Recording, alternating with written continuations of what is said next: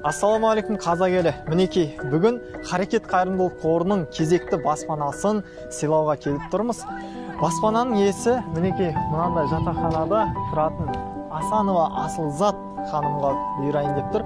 Баспананы біз бір тосын сый ретінде мінекей түскі ас уақытында кішігірім осындай пицца арқылы, әрине тек пицца емес, оның ішінде 302-ші баспананың кілті.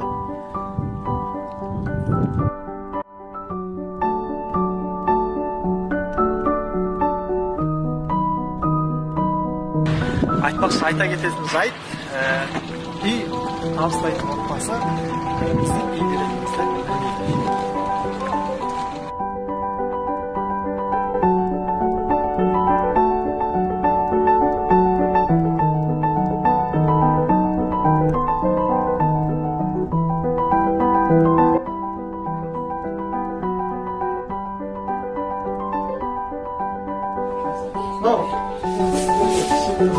Яғни түскі ас кезі құрғыл келмейді деп.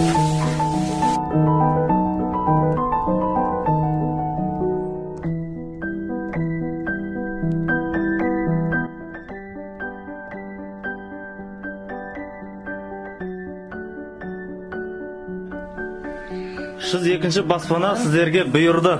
Құтты болсын. Рахмет. Харекет қайырымдылық қорының 302-ші баспанасы. Құдай қаласа өз үйлеріңіз болады, өз баспаналарыңыз болады, ешкім сіздерден пәтер ақы сұрамайды. Сіздерге ешкім жаңағы квартира төлемейсіздер. Сол шаңыраққа шаттық тілейміз. Енді бұйырған несібе кетпейді ғой.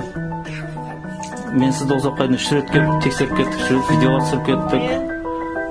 Бүгін бұйырып тұр екен сол.